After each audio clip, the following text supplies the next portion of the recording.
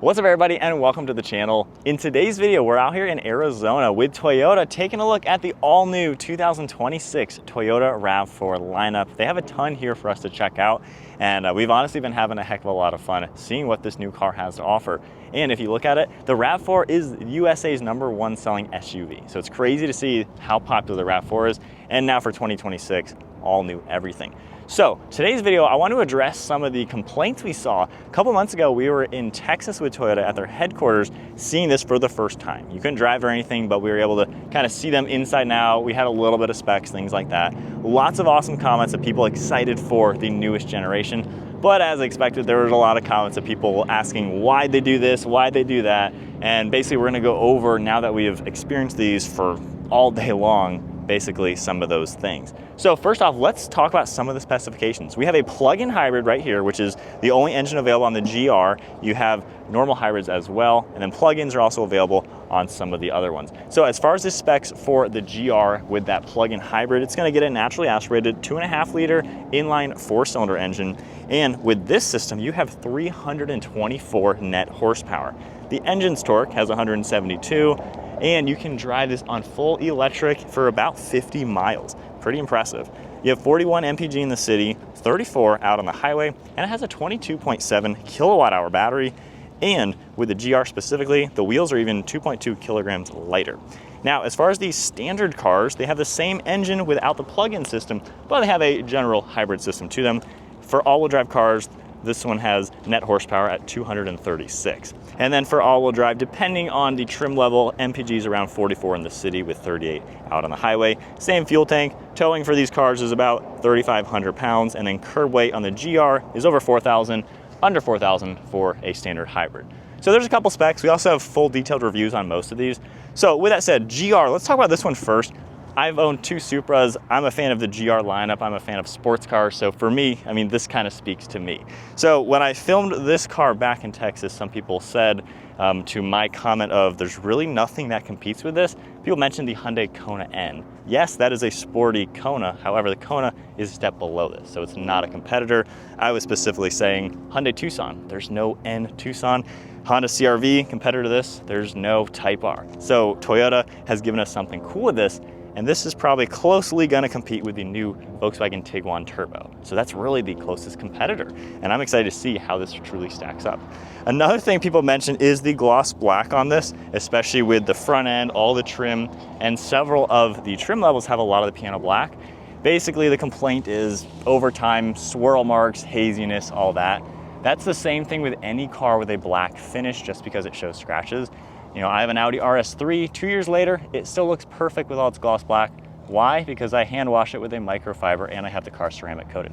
So if you buy any car, not just these cars, with any sort of gloss black paint, piano black trim, wash it by hand. Don't go through an automatic car wash. Take care of your car and you won't have any issues. So no complaints there. Other complaints we saw, I guess, would be the grille. We saw this on the new Camry for 2025. People say it looks like a cheese grater. I see that, but I think it looks so cool. It just gives it a unique style. I have no complaints. I think it looks really, really cool. So more with styling on the new RAV4. So again, for the GR, this has a lot of the GR sporty aspects to it. The spoiler, some people thought that was silly. This is the GR, it's sporty. It's supposed to be fun looking. It adds a cool style. It's not tacky, it's not overbearing. It's not like it's some massive wing. So it's a nice touch. And if you look at it, the standard spoiler is right here that all the cars have. So it's really only an extra inch or so around it. So it's a perfect subtle addition to make it look nicer. In fact, maybe it is smaller than the ones that we saw. Maybe that was pre-production. So I'd have to double check on those videos. But no, it looks perfect in my opinion. I have seen comments saying it looks like the new Nissan Rogue from the back. I do see that for sure. It looks great in person though. So maybe this is just kind of the style we're seeing these days on crossovers. But for me personally, I think styling looks pretty well. Moving on to the interior. Now, for being the hybrids versus the plug-in hybrids, the cargo volume is almost identical. For this, we're looking at like 38 cubic feet. The plug-in is about 35, so it's hardly different. Visually, the only difference I'm seeing is this is smooth right here, whereas on the GR, you can actually see the fender. So just a little different there, nothing crazy. One thing people always comment about, both cars have spare tires, so depending on which one you have, you're gonna get a nice spare tire in the back. So nice touch to see, but it looks like the fender arches are what's making it slightly different for that. Both cars you can easily reach and pull these down as well, and it gets up to about 65 cubic feet of volume, 70 cubic feet of volume. So perfectly spacious in back. Moving on to the interiors now, let's take a look. So sitting in the GR spec RAV4, now the passenger seat will have manual controls. So you're gonna see the basic controls over on the side there. However, in the limited XSEs and other trims, you will have both seats being power operated. Now this has heated seats, a heated steering wheel. Ventilated seats are available in the limited and at least XSE from what we've seen today. So you have those options too. Now build quality, some people say it looks plasticky. The look of it looks nice in person, but I will say build quality is really good. Grabbing parts of the console, you're not hearing any screeching or creaking. Like, you're literally not. Even on the screen, you're not hearing creaking. I've heard that in many, many cars, and I'm not wiggling it, you know?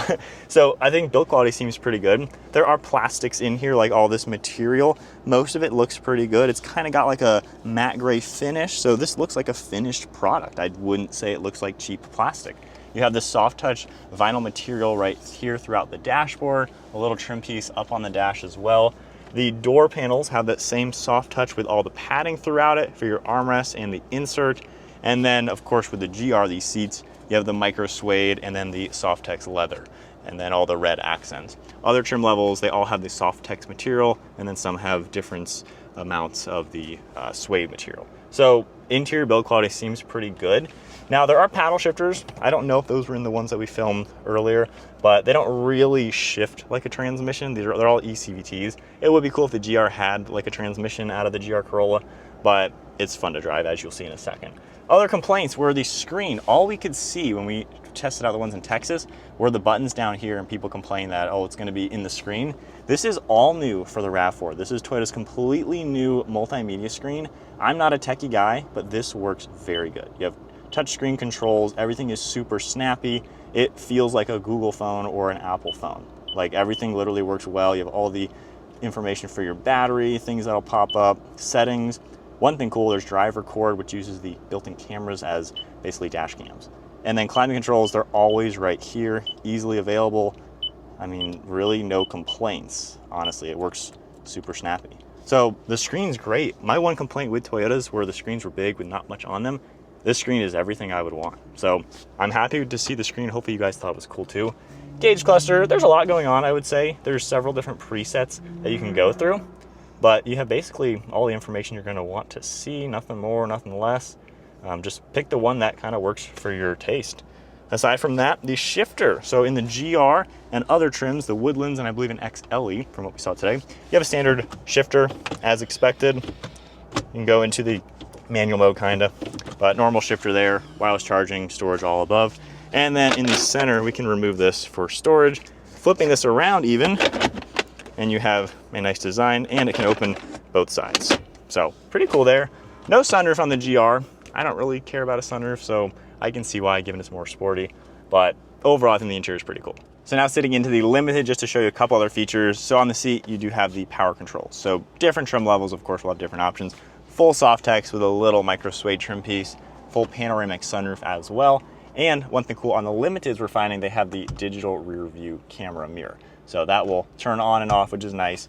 The screen is the same for these two, just a little bit differently set up. And then some of them, I believe the Woodlands we were in today, had a smaller screen with still all the same information. This one does have the ventilated seats, which is now available, which don't know if people knew that before. But again, overall, same screen setup, really nice. Other than that, 2 wireless phone charging unlimited. These are all your drive select modes, which nobody I think had complaints. Lots of hidden storage. Shifter, people thought it was a little weird. We see this on so many cars nowadays, Audis, BMWs. This is nothing new to see. I like it in our RS3 once again, just because it's out of the way. I don't mind the GRs with a normal shifter, same with the Woodlands, but it makes it one less thing to hit. You're putting your cup in the cup holder. It's out of the way. So I like that. I don't know why some people don't like them. I think it just keeps it nice and clean. Other than that though, very flat dashboard up here, which is a little odd looking. It's unique, but honestly, when you're in it, everything just kind of feels nice. It's a nice place to be. Certainly worth looking at, especially when I talked about the build quality.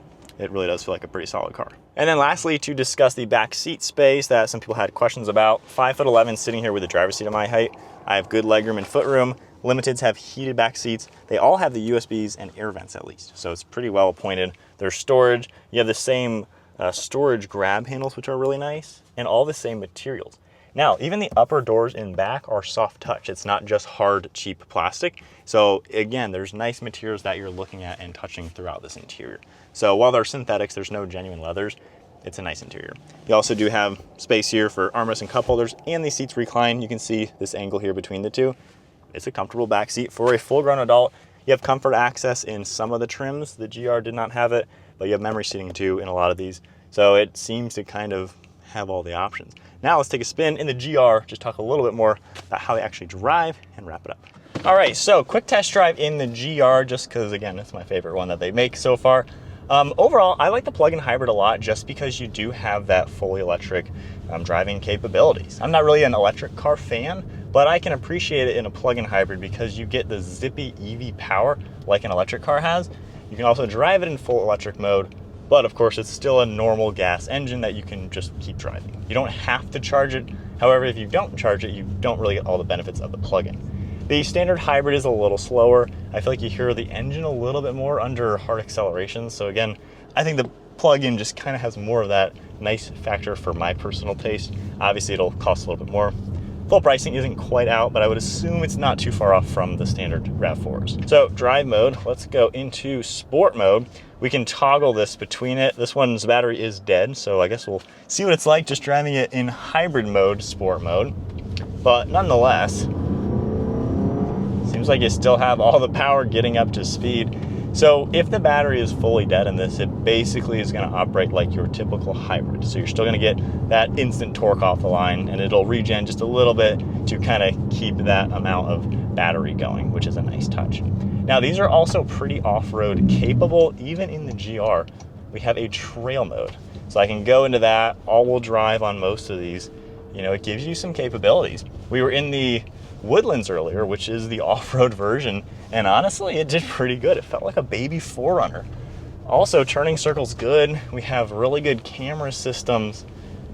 I mean, it's a nice car to drive in pretty much every circumstance we have been throwing its way. You can quickly go back into normal mode if you want, and it drives normal.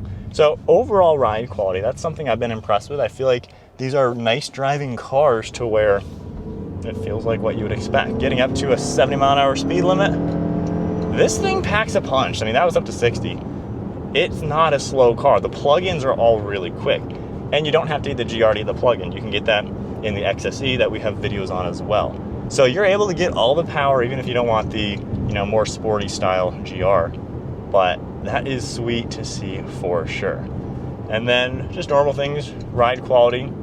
It's not really a noisy car at all. It's pretty quiet and comfortable. It feels like a nice, normal car. Nothing stands out as like, oh, it's cheap feeling or anything like that. Seems well-rounded for sure. And I like how the drive modes really make the car super well-rounded. And that was something that Toyota talked to us about with this RAV4. RAV4s, especially in the US, US is their #1 market for this car also, but the RAV4 is a very diverse vehicle that owners do a lot of different things with.